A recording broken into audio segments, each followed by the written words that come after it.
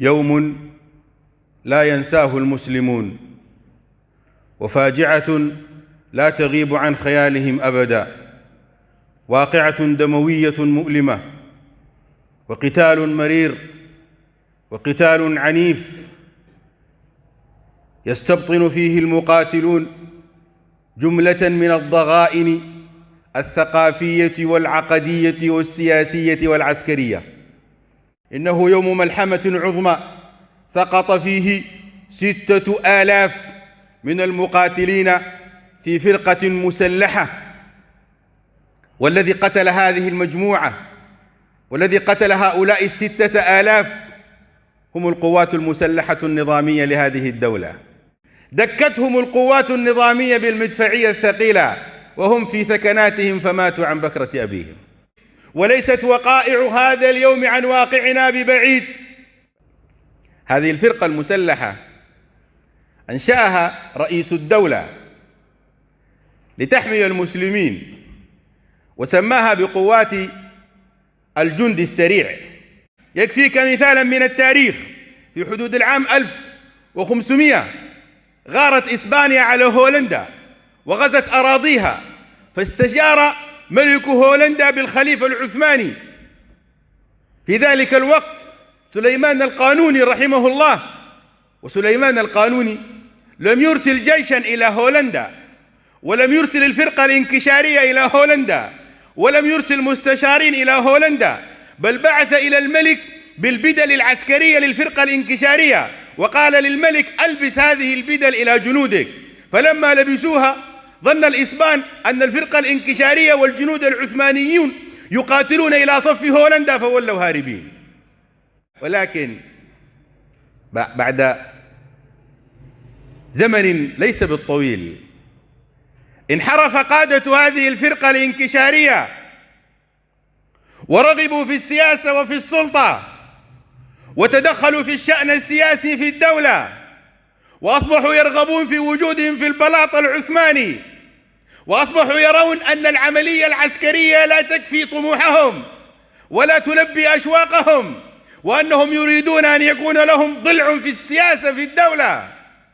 فخرجوا بهذه الفرقة عن دورها الأصيل وعن رسالتها الخالدة وعن تاريخها الناصع، فأقحموها في السياسة ونافسوا بها السلاطين، وأصبحت هذه الفرقة شوكة يغتص بها السياسيون في الدولة العثمانية.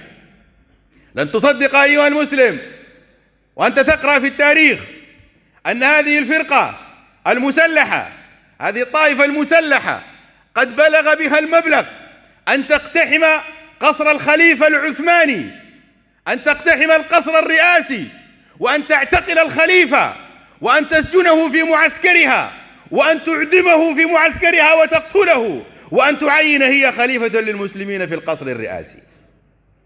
هذا ما بات عليه حال هذه الفرقة الانكشارية. أصبحت المهدد الأول للقوات النظامية في الخلافة العثمانية، أصبحت هي المهدد الأول.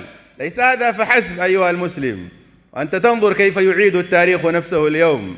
إنما أحكي لك هذه القصة لتنظر إلى واقعك، لا أريدك أن تنظر إلى الماضي، فالماضي قد ولى، ولكني أريدك أن تتأمل في واقع المسلمين اليوم، وأن تتأمل في واقع ما يدور في بلادنا اليوم.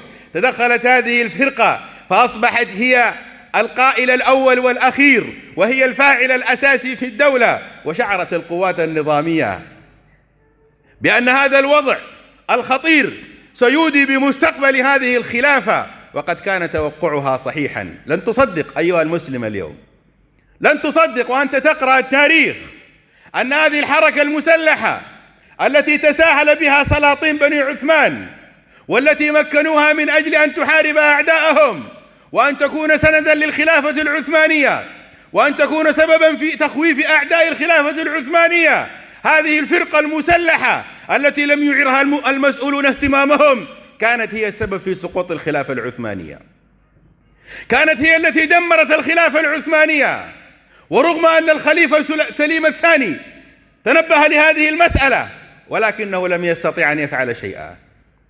بعد أن أصبحت هذه الفرقة تتحكم في رقاب المسلمين، تطاول بها الشأن السياسي والاستبداد السياسي عندما تطورت أوروبا في العام 1500 بعد عهد سليمان القانوني، وأدخلت المعدات الثقيلة والأسلحة الحديثة إلى جيوشها، وقفت الفرقة الانكشارية مانعا دون تطور الجيش العثماني. هذه الفرقة المسلحة لا تريد للقوات المسلحة النظامية أن تتفوق عليها في السلاح، لا تريد لها أن تجلب التقنية حتى لا تتفوق عليها.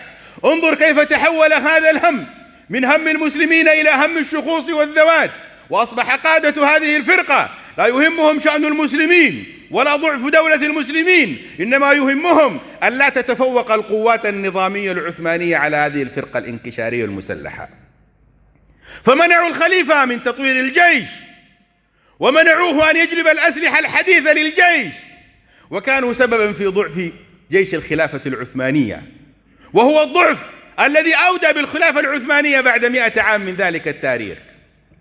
محمود الثاني وكان مدركا لخطر هذه المجموعة، ورغم أن الخليفة الذي قبله قد أعدم وأقصي من الخلافة، إلا أنه اتخذ القرار الشجاع بأنه لا بد من وضع حد لهذه السيولة السياسية في الدولة، لا بد أن ينتهي هذا الأمر لصالح المسلمين وصالح السياسة العامة في الدولة.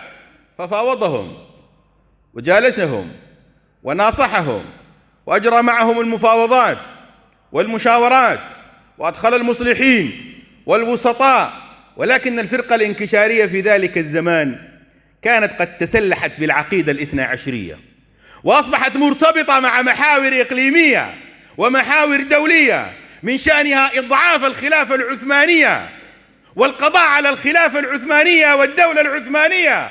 انظر أيها المسلم كيف يعيد التاريخ نفسه، وانظر كيف أن المسلمين لا يتعظون من هذا الماضي ولا يقرؤون في دفتر التاريخ ولا يقرؤون هذه المهزلة التاريخية العظيمة التي انتهت بيوم دموي. ورغم أن هذا الخليفة العثماني محمود الثاني قرر في لحظة تاريخية حاسمة أن يقابل هذه الفرقة بالسلاح وأن يقضي عليها بالسلاح، طالما أن المفاوضات لم تنجح، وأن الحلول الوسطية لم تؤتي أكلها، وأن المصلحين قد فشلوا في ثني هذه المجموعة عن محاولة احتكار الدولة في جيبها، عن محاولة احتكار القصر الرئاسي في جيبها، عن محاولة احتكار موارد المسلمين. قرر هذا الخليفة أن يقابل هذه المجموعة، وقابلها، وكان هو ذلك اليوم الدموي الذي حدثتكم عنه. التقت القوات المسلحة العثمانية، القوات النظامية لخلافة المسلمين، لم تلتقي بأعداء المسلمين ولا أعدائها الحضاريين ولا الذين يريدون أن يغتصبوا بلاد المسلمين. لم تقاتل اليهود ولا المغتصبين، ولم تقاتل أعداء الدين، إنما قاتلت هذه المجموعة إخوتهم في الدين والأرض والعرق والدين والوطنية، فقاتلوا هذه الفرقة، دكوها في معاقلها وأبادوهم عن بكرة أبيهم. قتل في معقل الرئاسة لهذه الفرقة 6,000 من الجنود المدربين المؤهلين، انحرفت بهم السياسة.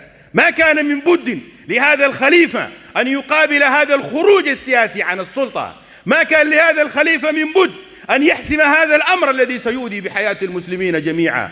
فكانت هذه الضربة القاضية لهذه الفرقة في مركزها داعيا لانسحاب بقية الفرق وتشتتها، ولم يكن هذا الفعل شافعا للدولة العثمانية أن تبقى، فقد تضعضعت القوات المسلحة ذاتها، وأصبح الوضع السياسي في تلك الدولة عصيا على الإصلاح بعد هذا التاريخ بأقل من 90 عاما.